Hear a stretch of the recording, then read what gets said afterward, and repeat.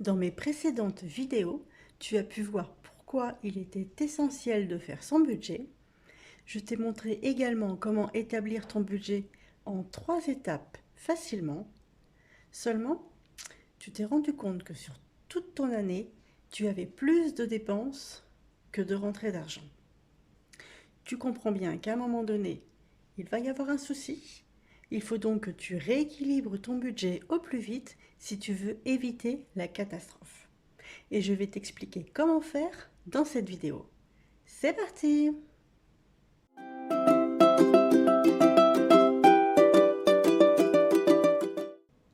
Bonjour à tous et bienvenue sur la chaîne Merci Budget.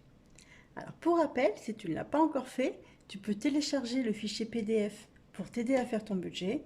Il est totalement gratuit et le lien est dans la barre de description. Alors, aujourd'hui, oui, tu as pu faire ton budget. Et c'est vraiment top parce que, en fait, cela veut dire que tu as compris que c'était important et que tu commences à te prendre en main. Sauf qu'en faisant tes calculs, c'est vrai que tu te rends compte que sur une année, tu dépenses plus que ce que tu as comme rentrée d'argent. Alors, peut-être que ce mois-ci, tu ne t'en rends pas compte, car tu vas peut-être finir le mois correctement, sans souci. Peut-être même que le mois prochain, ce sera pareil. Et donc, tu te dis, c'est cool, je finis le mois avec de l'argent. Oui, c'est vrai. Sauf que ce mois-ci, peut-être que tu as eu très peu de dépenses. Peut-être que c'est un mois où il n'y a pas d'anniversaire. Peut-être que ce n'est pas Noël, ni les vacances, ni la rentrée scolaire. Et comme on l'a déjà vu, certains mois tu auras très peu de dépenses et d'autres tu en auras beaucoup plus. Et donc, dans les faits, quand arriveront ces périodes où tu devras dépenser des grosses sommes, eh bien tu n'auras pas assez d'argent. Et ça, c'est vraiment ce qu'on veut éviter. Et pour ça, il faut que tu rééquilibres ton budget sur toute l'année. C'est pour cette raison que l'on doit faire son budget prévisionnel annuel. J'insiste sur le annuel, car faire son budget mensuel, c'est très bien, mais en fait, cela ne suffit pas. Si tu fais ton budget mensuel tous les mois, donc même pendant 10 ans, ça ne servira pas à grand-chose si tu ne fais pas ton budget annuel. L'objectif, c'est vraiment de lisser tes dépenses sur toute ton année. On parle aussi d'équilibrer son budget, c'est-à-dire faire comme une balance. Faire en sorte que tes sorties soient égales à tes rentrées d'argent au minimum. Dans l'idéal, il faut même avoir plus de rentrées que de sorties d'argent. Mais la première étape, c'est vraiment de créer un équilibre entre ces deux informations. Alors, comment faire? Alors là, je suis désolée, mais je ne vais pas te donner de solution miracle. Tu vas devoir faire des choix. La première solution, c'est de diminuer tes dépenses. La deuxième solution, ça va être d'augmenter tes revenus. Petit aparté, je ne suis pas du tout là pour t'obliger à faire quoi que ce soit. Je suis juste là pour te donner des conseils qui sont basés sur mes expériences personnelles, car c'est un sujet qui me passionne, et aussi sur mes recherches. Alors, le plus facile pour commencer, ça va être de diminuer tes dépenses. Et là, je vais te donner 2 astuces simples pour y arriver. La première, tu peux déjà regarder toutes les dépenses qui sont un petit peu superflues. Les dépenses superflues. En fait, ce sont toutes les dépenses dont tu pourrais te passer, qui ne sont pas absolument nécessaires. Alors attention, je ne dis pas du tout qu'il faut se priver de tout, mais c'est vrai que parfois, peut-être que tu fais des dépenses dont tu aurais pu te passer, ou même reporter. Peut-être que ce chemisier en vitrine, dont tu n'avais pas vraiment besoin, se retrouve quand même au fond de ton armoire. Ou alors, ça va être toutes les dépenses, les toutes petites dépenses, mais qui se répètent souvent et qui finissent par faire des gros montants, comme le jeu à gratter, le petit paquet de bonbons que l'on prend en plus parce que il nous aide l'œil au supermarché. Tu vois de quoi je parle? Donc toutes les dépenses superflues. Vraiment, il va falloir les éviter.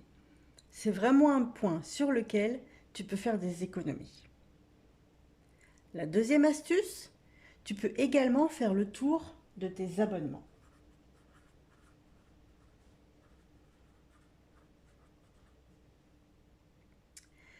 Donc, faire le tour de tes abonnements et voir si ce n'est pas possible de réduire le montant. Alors, les spécialistes recommandent de revoir les abonnements tous les ans. Alors oui, ça peut paraître un petit peu fastidieux, mais on peut vraiment gagner beaucoup. Et pour le coup, ça change rien à ta vie. Si tu changes ton assurance de l'entreprise A à l'entreprise B, tu seras toujours assuré de la même manière. Ça ne changera rien pour toi, mais tu gagneras quand même de l'argent. Donc c'est plutôt valable de le faire. Ensuite, tu peux aussi supprimer certains abonnements. C'est vrai que tu n'es pas forcément obligé d'avoir Netflix, Amazon Prime, Disney+, et tout plein d'autres choses. C'est vrai que je ne connais pas grand-chose dans tout ça. Moi, personnellement, je n'ai aucun abonnement. C'est un choix personnel. Mais peut-être que tu peux en supprimer quelques-uns. Peut-être pareil, ta carte de cinéma que tu as achetée et puis au final, tu t'en sers pas vraiment. Peut-être que ce serait plus rentable pour toi de prendre des tickets à l'unité. Bref, je ne vais pas m'éterniser là-dessus. Je pense que tu as compris le principe. Il faut vraiment que tu revoies tous tes abonnements. C'est très important. Pour ça, il y a plein de comparateurs sur Internet pour les assurances, les fournisseurs d'électricité, etc. Et dans une autre vidéo, je te parlerai plus en détail des abonnements et de toutes les choses sur lesquelles tu peux faire des économies. Ici, ça va prendre beaucoup trop de temps. L'idée, c'est vraiment de te donner des pistes pour démarrer. Alors, dans la majorité des cas, faire ces deux actions, c'est-à-dire de diminuer les dépenses superflues et de revoir ses abonnements, ça va vraiment te permettre de rééquilibrer ton budget et de te rapprocher de ton objectif. Si ce n'est toujours pas le cas, eh bien là, il va falloir passer la deuxième et vraiment diminuer certaines dépenses dans tes catégories.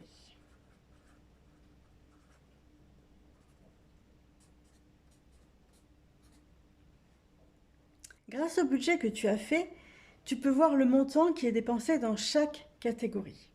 Et peut-être que du coup, tu vas te rendre compte que tu dépenses un petit peu trop, par exemple, pour le restaurant, pour le coiffeur, pour le shopping, etc. Et là, l'idée, c'est vraiment de réduire une ou plusieurs catégories de dépenses. Encore une fois, il n'est vraiment pas question de se priver de tout, puisque c'est quelque chose que tu vas devoir tenir sur le moyen ou sur le long terme. Et donc, comme pour un régime alimentaire, il faut quelque chose qui soit tenable et raisonnable. D'ailleurs, pour l'alimentation, on parle aussi de rééquilibrage alimentaire. Si tu te prives trop, à un moment donné, tu vas craquer. Alors, pour réduire tes dépenses dans une catégorie, si par exemple, c'est la catégorie restaurant où tu dépenses un petit peu trop et que tu estimes que tu pourrais réduire un petit peu, peut-être qu'au lieu d'aller au restaurant 2 fois par mois, peut-être que tu peux y aller qu'une seule fois par mois, ou même peut-être encore moins. L'idée, ce n'est pas de tout arrêter, mais de se restreindre un petit peu. Et comme on dit, les petits ruisseaux font les grandes rivières, et donc 10 euros d'économie par-ci, 20 euros par-là, ça peut vraiment te permettre de remettre tes finances à l'équilibre. Le but, en fait, c'est de choisir une catégorie qui t'impacte un petit peu moins qu'une autre, pour arriver à économiser de l'argent plus facilement. Peut-être que c'est très important pour toi d'aller chez le coiffeur tous les mois, et il n'y a pas de souci, c'est ok avec ça. Si c'est ça qui te ressource, si c'est ça qui te donne la pêche, pas de souci. Mais à ce moment-là, peut-être que tu vas diminuer tes dépenses, par exemple, pour les vêtements. Et comme ça, tu pourras continuer à aller chez le coiffeur tous les mois. Tu vois l'idée? À ce moment-là, il va falloir que tu mettes en place des actions pour pouvoir te limiter dans tes achats de vêtements. Alors, il n'y a pas de bonne ou de mauvaise catégorie. C'est à toi de voir quelles sont les catégories où tu peux faire un effort et celles qui sont vraiment primordiales pour toi. Chacun ses préférences. Moi, je préfère partir en vacances tous les ans. Par contre, je ne vais que très rarement au cinéma. C'est mon choix. Peut-être que pour toi, c'est très important de refaire ta garde-robe souvent, mais par contre, tu vas jamais à la piscine. Et c'est OK avec ça. C'est un choix qui t'appartient. Donc voilà, l'idée de base, c'est ça, c'est de reprendre ces catégories et d'en réduire certaines par rapport à ce que tu préfères. Aussi, comme tu fais ton budget tous les mois, tu peux très bien le premier mois dépenser de l'argent dans les restaurants et le mois d'après dans du shopping, etc. C'est vraiment à toi de voir.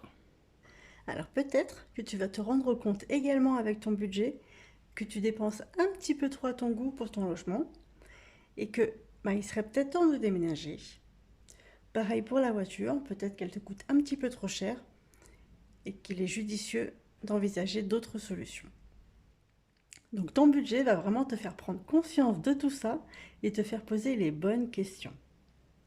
Donc il existe plein d'autres moyens de faire des économies, que ce soit sur le logement, le transport, les courses alimentaires, les cashbacks, les bons de réduction, les paniers garnis, les applications, enfin bref.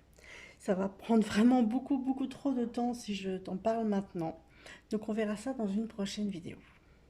Là, ce sont vraiment déjà les premières actions qui sont à mettre en place pour rééquilibrer ton budget. Mais il faut que tu saches quelque chose, c'est que tu ne peux pas tout faire comme avant si tu veux améliorer tes finances. Comme disait Einstein, j'ai plus la phrase exacte en tête, mais la folie, c'est de croire que les choses peuvent être différentes en faisant toujours la même chose. Voilà, c'est pas tout à fait cette phrase-là, mais l'idée est là. Je vous mettrai la phrase exacte dans la description. Et oui, vous allez vous en rendre compte que j'aime beaucoup les citations, donc vous allez en avoir pas mal. Alors comment est-ce qu'on se limite dans une catégorie? Donc moi, j'applique le principe de la méthode des enveloppes budgétaires.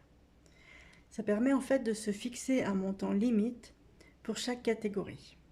Ce montant, c'est toi-même qui l'as déterminé en début de mois et en fonction de tes choix, de ce qui te fait plaisir. Donc c'est vraiment une méthode qui a fait ses preuves. Grâce à elle, on peut faire réellement des économies tout en sachant où part son argent et tout en se faisant plaisir. Je développerai cette méthode en détail dans une autre vidéo. Alors la deuxième solution que tu as pour rééquilibrer ton budget, ça va être d'augmenter tes revenus. Alors comment on fait pour augmenter ses revenus? Alors ça peut être changer de travail. Ça permet d'avoir un meilleur salaire. Ça peut être augmenter ses heures de travail pour pouvoir gagner plus. Ou alors commencer un deuxième travail pour avoir un complément de revenus.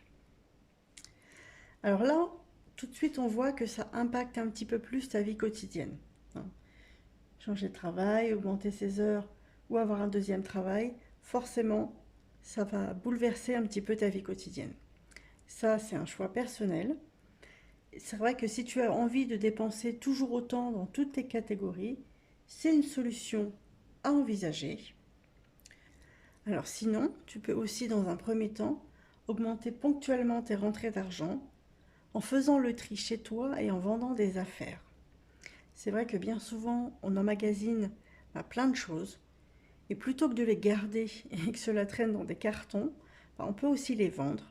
Ça rapporte un petit peu d'argent, même des fois pas mal d'argent parce qu'on a beaucoup de choses. Alors c'est sûr que ça reste une solution sur le court ou moyen terme parce qu'à un moment donné, tu n'auras plus rien à vendre. Mais c'est vrai que ça peut te permettre ponctuellement de faire face lorsque tu as un moment difficile ou lorsque tu veux mettre un petit peu plus de côté. Donc pour conclure, il est absolument indispensable de rééquilibrer son budget afin de faire face à toutes les dépenses qui vont arriver au cours de l'année. Alors, on a vu qu'il existait des petites actions qui ne sont pas très impactantes, comme diminuer ses dépenses superflues, réduire ses abonnements, voire les supprimer, et revoir aussi ses catégories de dépenses. Il y a d'autres actions qui vont demander un petit peu plus de volonté et qui concernent le travail. Quoi qu'il en soit, là tu as vraiment commencé à prendre conscience de là où part ton argent grâce au budget, et c'est déjà une très grande étape que tu as franchie. C'est vrai que la relation à l'argent, pour certaines personnes, peut être assez compliquée. Et prendre ses finances en main, c'est déjà une grande preuve de maturité. Tu es vraiment sur la bonne voie pour reprendre le contrôle de tes finances et enfin être plus serein. Sur cette chaîne, tu trouveras la motivation pour aller encore plus loin. Je te donnerai des astuces et des conseils pour faire encore plus d'économies. Et tu verras qu'avec un petit peu de patience, tu arriveras à atteindre tes objectifs. Voilà, c'est tout pour aujourd'hui. Donc si tu as aimé cette vidéo, tu n'hésites pas à mettre un j'aime. Et si tu ne veux pas louper les prochaines vidéos pour enfin prendre tes finances en main, pense à t'abonner et à activer la petite cloche. Sur ce, je te dis à très vite. Bye!